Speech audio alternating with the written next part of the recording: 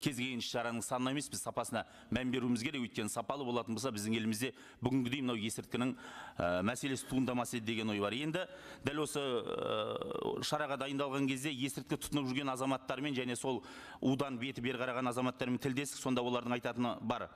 Мынау телеграмның адрестері дейтін, анаша, соль, басқа да есірткі сататын кез келген жерде әлі де қоғамдық орындарда тұр дейді жылдырап. Осыны тоқтатудың жолы бар ма? Өйткені 11 мың теңге төлесең, телеграмдағы каналдардағы администраторлар үйіңе дейін курьермен әкеп береді дейді есірткіні. Осыны шешудің жолы бар ма? Екіншіден, азаматтардың айтатыны бір құпиясы дейді, курьерлер ұсталмайды дейді. Үнемі курьер ұсталмайды, есірткі тұтынған адамдар ұстап қалады дейді. Осы мәселенің, осы құпияның шешімін біліп берсеңіз деген білет, жауабын берсеңіз. Және бүгін айтылды ғой, мына биылғы жылдың өзінде 11 құқық қорғау қызметкері есірткі заттарын сатқан және сақтаған үшін ұсталды еді. Бұның себебі неде? Аталған құқық қорғау орнының қызметкерлерінің айлығы жетпей жатыр ма? Жоқ әлде өздері нашақор ма деген сауал бар. Осының да жауабын бере кетсеңіз. Реклама дедіңіз ғой, қалай күресіп жатырмыз?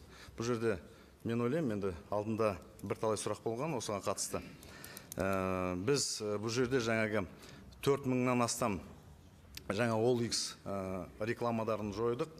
Бұл жерде жаңа айтамыз, тағы да 6 мыңнан астам жаңағы біз күндері мониторинг жаңа желілі сеттер дейміз ғой. Содан 6 мыңнан астам жаңағы осындай мәселелерді реклама наркотиков, осының бәрін блокировкаға жатқыздық. Енді бұл жұмыс жүруде.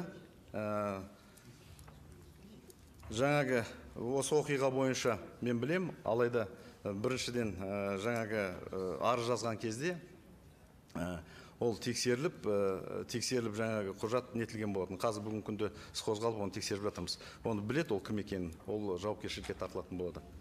Жалпы өзіңізбен, Нартай мырза, біз анау кеңестің, жаңағы жастар кеңестің көлемде қатты нақты жұмыс істеп жатырмыз. Осының бәрін білеміз, шара қабылдаймыз. Рахмет. Полицейлерге байланысты не үшін олар? Енді бұл жерде былай ғой, ол ешқандай жаңағы қандай немедер жоқ та, былай айтатын. Ол айттым ғой, олар қылмыскерлер, олар сатқындар деп. Ондай болмау керек.